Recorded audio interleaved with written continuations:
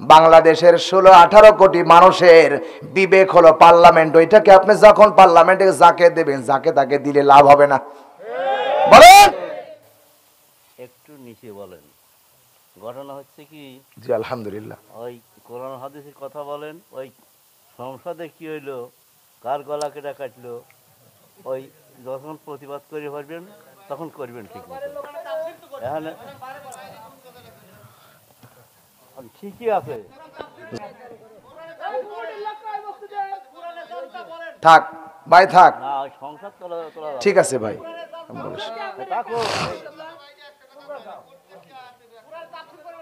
ভালো কথা। থামেন, আপনারা থামেন, আমি দেখছি। জমিন কার?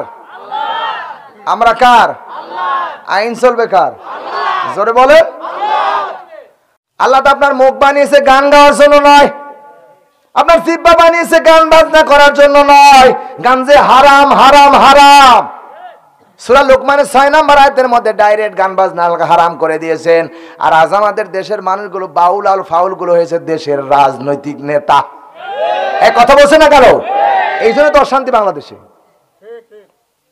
অশান্তি আসছে কোথা থেকে? গজব আসে কোথা থেকে? সংসদে গান হয়, যেটা পবিত্র জায়গা, দুনিয়ার সর্বশ্রেষ্ঠ জায়গা হলো বিলাদুল মাসাজিদ। মসজিদ হলো সবচেয়ে বড় জায়গা। মসজিদের ইমাম সাহেব যদি একটু খারাপ হয়, ওকে নেবেন? বলেন। মসজিদের ইমাম সাহেব যখন মসজিদের কি কয় আপনার ইমাম নেওয়ার জন্য ইন্টারভিউ দেওয়া হয়, আগে খোঁজ নিয়ে দেখে ওর বউ কি করে, ওর লেখাপড়া কতটুকু জানে, ওর ছেলে কি করে, ওর নিজের চরিত্র কেমন। এত কিছু জানার পরে যদি আপনি মসজিদে এত কিছু টাই করে মসজিদের ইমাম নিতে হয়, বাংলাদেশের 16-18 কোটি মানুষের বিবেক হলো পার্লামেন্ট। ওইটাকে আপনি যখন পার্লামেন্টে যাকে দেবেন, যাকে তাকে দিলে লাভ হবে না।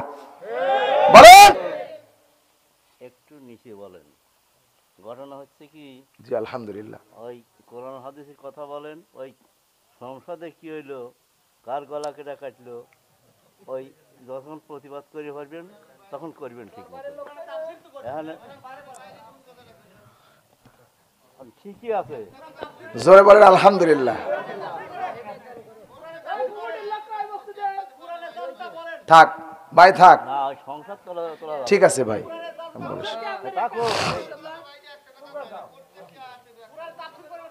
ভালো কথা। আল্লাহ রাব্বুল আলামিন, থামেন, আপনারা থামেন, আমি দেখছি। আমার ভাইরাম, জমিন কার?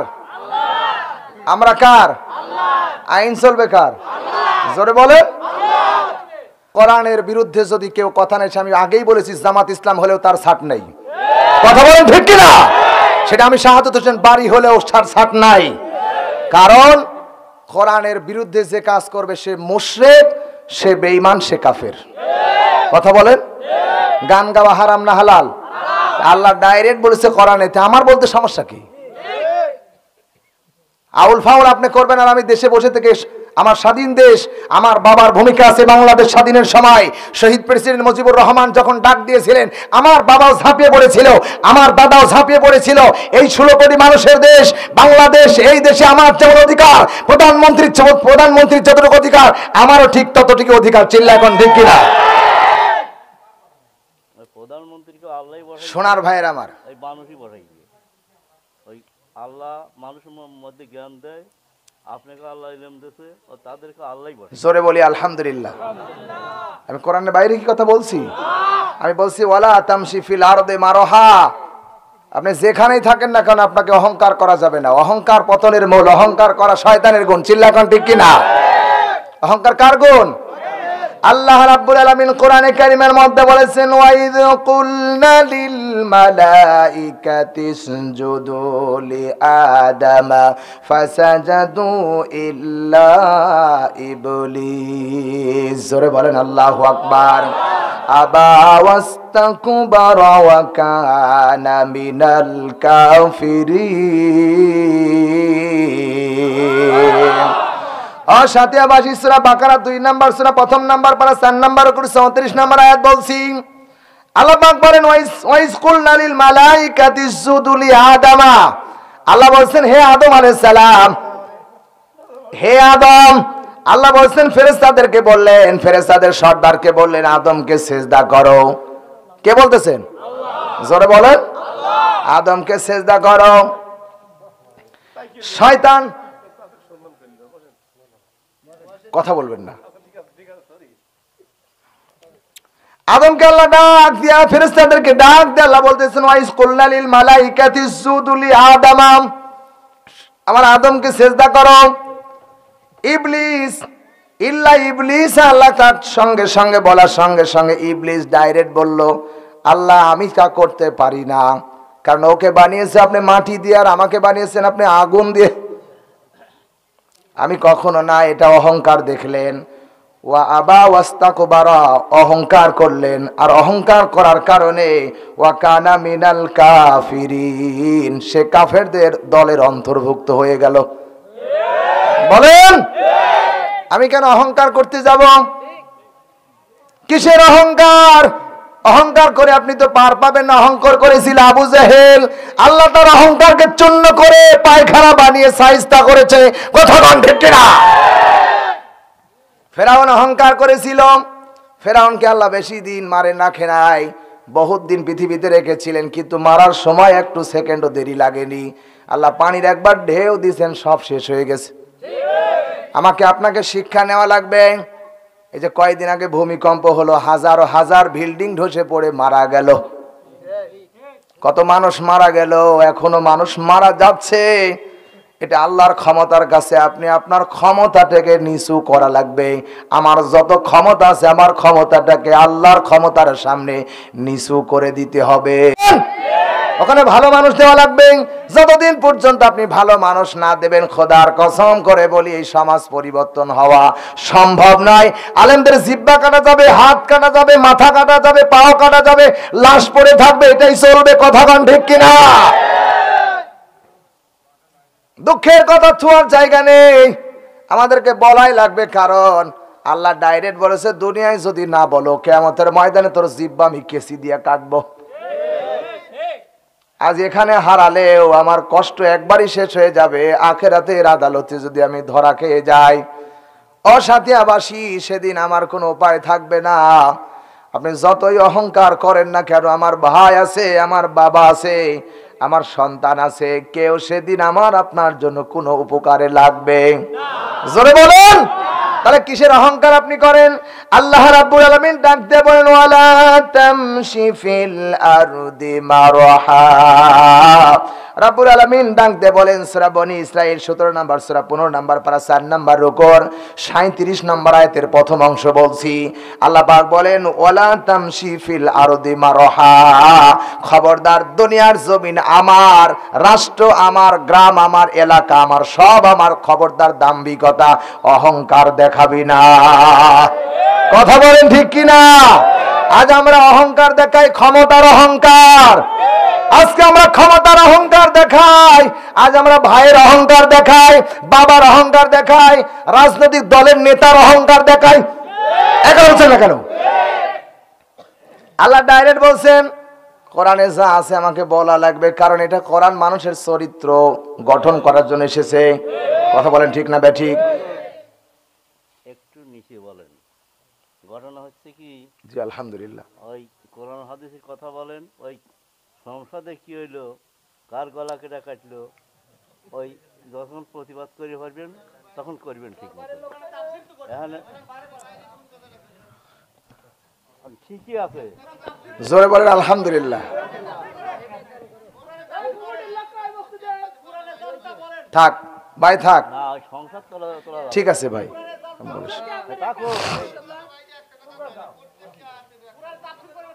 ভালো কথা। আল্লাহ রাব্বুল আলামিন, থামেন, আপনারা থামেন, আমি দেখছি। আমার ভাইরাম, জমিন কার? আমরা কার? আইন চলবে কার? জোরে বলে। আমি প্রধানমন্ত্রীকে রাষ্ট্রের বিরুদ্ধে কথা বলছি না, প্রধানমন্ত্রীকে আমি ওয়েলকাম জানাই, ধন্যবাদ জানাই। তিনি বাংলাদেশের যে কাজ করেছেন কোন সরকার এত কাজ করে নাই। কথা বলেন ঠিক না ঠিক? কিন্তু কোরআনের বিরুদ্ধে যদি কেউ কথা নেই, আমি আগেই বলেছি জামাত ইসলাম হলেও তার ছাট নেই। কথা বলেন ঠিক কিনা? সেটা আমি শাহাদাত হোসেন বাড়ি হলেও ছাট নাই। কারণ কোরআনের বিরুদ্ধে যে কাজ করবে সে মুশরিক, সে বেঈমান, সে কাফের। কথা বলেন, গান গাওয়া হারাম না হালাল? আল্লাহ ডাইরেক্ট বলেছে কোরআনেতে, আমার বলতে সমস্যা কি? আউল ফাউল আপনি করবেন আর আমি দেশে বসে থেকে, আমার স্বাধীন দেশ, আমার বাবার ভূমিকা আছে বাংলাদেশ স্বাধীনের সময়। শহীদ প্রেসিডেন্ট মুজিবুর রহমান যখন ডাক দিয়েছিলেন, আমার বাবাও ঝাঁপিয়ে পড়েছিল, আমার দাদাও ঝাঁপিয়ে পড়েছিল। এই 16 কোটি মানুষের দেশ বাংলাদেশ, এই দেশে আমার যেমন অধিকার, প্রধানমন্ত্রীর যতটুকু অধিকার, আমারও ঠিক ততটুকু অধিকার। চিল্লা এখন ঠিক কিনা? প্রধানমন্ত্রীকে আল্লাহই বসাই, সোনার ভাইয়ের আমার, এই মানুষই বসাই দিয়ে, ওই আল্লাহ মানুষের মধ্যে জ্ঞান দেয়, আপনাকে আল্লাহ ইলম দিয়েছে, ও তাদেরকে আল্লাহই বসাই। জোরে বলি আলহামদুলিল্লাহ। আমি কোরআনের বাইরে কি কথা বলছি? আমি বলছি ওয়ালা তামশি ফিল আরদে মারহা। আপনি যেখানেই থাকেন না কেন, আপনাকে অহংকার করা যাবে না। অহংকার পতনের মূল, অহংকার করা শয়তানের গুণ। চিল্লা এখন ঠিক কিনা? অহংকার কার গুণ? আল্লাহ রাব্বুল আলামিন কোরআনে কারীমের মধ্যে বলেছেন, ওয়াইদ কুলনা লিল মালাইকাতি ইসজুদু লিআদামা ফাসাজাদু ইল্লা ইবলিস। জোরে বলেন আল্লাহু আকবার। আবা ওয়াস্তাকবারা ওয়া কানা মিনাল কাফিরিন। সাথিয়াবাসী সূরা বাকারা 2 নম্বর সূরা, 1 নম্বর পারা 4 নম্বর করে 34 নম্বর আয়াত বলছি। আল্লাহ পাক বলেন, ওয়াইস কুলনা লিল মালাইকাতি ইসজুদু লিআদামা। আল্লাহ বলেন, হে আদম আলাইহিস সালাম, হে আদম, আল্লাহ বলেন ফেরেশতাদেরকে বললেন, ফেরেশতাদের সর্দারকে বললেন, আদমকে সিজদা করো। কে বলতেছেন? আল্লাহ। জোরে বলেন, আল্লাহ। আদমকে সিজদা করো। শয়তান, কথা বলবেন না। আদমকে আল্লাহ ডাক দিয়া, ফেরেশতাদেরকে ডাক দিয়ে আল্লাহ বলতেছেন, ওয়াইস কুলনা লিল মালাইকাতি ইসজুদু লিআদামা, আমার আদমকে সিজদা করো। ইবলিস, ইল্লা ইবলিস, আল্লাহ তার সঙ্গে সঙ্গে বলার সঙ্গে সঙ্গে ইবলিস ডাইরেক্ট বলল, আল্লাহ আমি তা করতে পারি না, কারণ ওকে বানিয়েছে আপনি মাটি দিয়ে, আর আমাকে বানিয়েছেন আপনি আগুন দিয়ে। আমি কখনো না। এটা অহংকার দেখলেন। ওয়া আবা ওয়াস্তাকবারা, অহংকার করলেন, আর অহংকার করার কারণে ওয়া কানা মিনাল কাফিরিন, সে কাফেরদের দলের অন্তর্ভুক্ত হয়ে গেল। বলেন, আমি কেন অহংকার করতে যাব? কিসের অহংকার? অহংকার করে আপনি তো পার পাবেন না। অহংকার করেছিল আবু জেহেল, আল্লাহ তার অহংকারকে চূর্ণ করে পায়খানা বানিয়ে সাইজটা করেছে। কথা কোন ঠিক কিনা? ফেরাউন অহংকার করেছিল, ফেরাউনকে আল্লাহ বেশি দিন মারে রাখে নাই, বহুত দিন পৃথিবীতে রেখেছিলেন, কিন্তু মারার সময় একটু সেকেন্ডও দেরি লাগেনি। আল্লাহ পানির একবার ঢেউ দিয়েছেন, সব শেষ হয়ে গেছে। আমাকে আপনাকে শিক্ষা নেওয়া লাগবে। এই যে কয়েকদিন আগে ভূমিকম্প হলো, হাজার হাজার বিল্ডিং ধসে পড়ে মারা গেল, কত মানুষ মারা গেল, এখনো মানুষ মারা যাচ্ছে। এটা আল্লাহর ক্ষমতার কাছে আপনি আপনার ক্ষমতাটাকে নিচু করা লাগবে। আমার যত ক্ষমতা আছে, আমার ক্ষমতাটাকে আল্লাহর ক্ষমতার সামনে নিচু করে দিতে হবে।